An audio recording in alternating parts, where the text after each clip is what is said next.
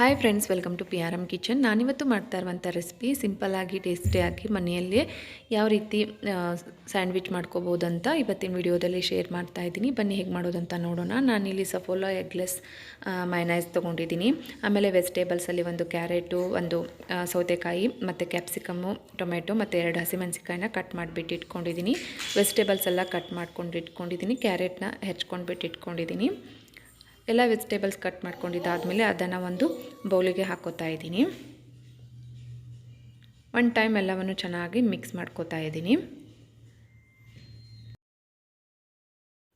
ರುಚಿಗೆ ತಕ್ಕಷ್ಟು ಉಪ್ಪನ್ನು ಹಾಕಿಬಿಟ್ಟು ಮತ್ತೆ ಒನ್ ಟೈಮ್ ಎಲ್ಲವನ್ನು ಚೆನ್ನಾಗಿ ಮಿಕ್ಸ್ ಮಾಡ್ಕೋತಾ ಇದ್ದೀನಿ.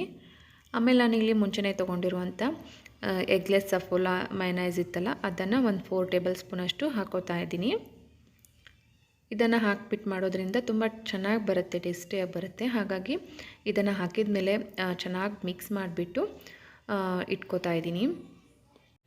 ನಾನಿಲ್ಲಿ 2 ಬ್ರೆಡ್ ತೊಗೊಂಡಿದ್ದೀನಿ. ಅದಕ್ಕೆ ಬೆಣ್ಣೆ ಇಲ್ಲಾಂದರೆ ತುಪ್ಪನ ಹಚ್ಕೋಬೇಕಾಗತ್ತೆ. ನಾನಿಲ್ಲಿ ಸ್ವಲ್ಪ ತುಪ್ಪನ ಹಾಕಿಬಿಟ್ಟು ಹಚ್ಕೋತಾ ಇದ್ದೀನಿ.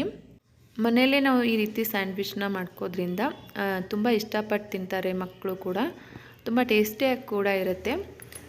ನೀವು ಒಮ್ಮೆ ನಿಮ್ಮ ಮನೇಲಿ ಈ ರೀತಿ ಟ್ರೈ ಮಾಡಿ ನೋಡಿ, ಹೇಗೆ ಬಂದಿದೆ ಅಂತ ನನಗೆ ಕಮೆಂಟ್ ಬಾಕ್ಸಲ್ಲಿ ತಿಳಿಸಿ. ತುಪ್ಪ ಹಚ್ಕೊಂಡಿದ್ದಾದಮೇಲೆ ಅದನ್ನು ಹೊಳಿಸ್ಬಿಟ್ಟು ಇನ್ನೊಂದು ಬದಿಗೆ ನಾನಿಲ್ಲಿ ಸ್ವಲ್ಪ ಸಾಸ್ ಹಾಕಿಬಿಟ್ಟು ಹಚ್ಕೋತಾ ಇದ್ದೀನಿ. ಇನ್ನೊಂದು ಬ್ರೆಡ್ಡಿಗೆ ಮುಂಚೆ ಮಿಕ್ಸ್ ಮಾಡಿ ಇಟ್ಕೊಂಡಿರೋಂಥ ವೆಜಿಟೇಬಲ್ಸ್ ಮಿಕ್ಸನ್ನು ಹಾಕೋತಾ ಇದ್ದೀನಿ. ಈ ರೀತಿ ಹಾಕ್ಕೊಂಡಿದ್ದಾದಮೇಲೆ ಟೊಮೆಟೊ ಸಾಸ್ ಹಚ್ಕೊಂಡಿಟ್ಕೊಂಡಿದ್ವಲ್ಲ ಬ್ರೆಡ್ಡು, ಅದನ್ನು ಇದ್ರ ಮೇಲೆ ಹಾಕಿಬಿಟ್ಟು ಇದನ್ನು ರೋಸ್ಟ್ ಮಾಡ್ಕೋತಾ ಇದ್ದೀನಿ.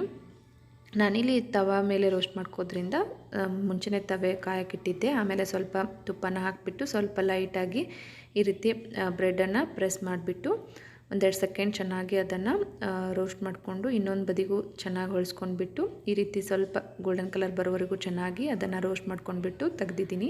ನೋಡಿದ್ರಲ್ಲ ಫ್ರೆಂಡ್ಸ್, ಸಿಂಪಲ್ಲಾಗಿ ಟೇಸ್ಟಿಯಾಗಿ ಮನೆಯಲ್ಲಿ ಯಾವ ರೀತಿ ಬ್ರೆಡ್ ಸ್ಯಾಂಡ್ವಿಚ್ ಮಾಡೋದಂತ. ನೀವು ಒಮ್ಮೆ ಈ ರೀತಿ ಟ್ರೈ ಮಾಡಿ ನೋಡಿ, ಹೇಗೆ ಬಂದಿದೆ ಅಂತ ಕಮೆಂಟ್ ಬಾಕ್ಸಲ್ಲಿ ತಿಳಿಸಿ. ಈ ನನ್ನ ರೆಸಿಪಿ ಇಷ್ಟವಾಗಿತ್ತು ಅಂದರೆ ನಿಮ್ಮ ಫ್ರೆಂಡ್ಸ್ ಮತ್ತು ಫ್ಯಾಮಿಲಿ ಜೊತೆ ಶೇರ್ ಮಾಡಿ. Thank you.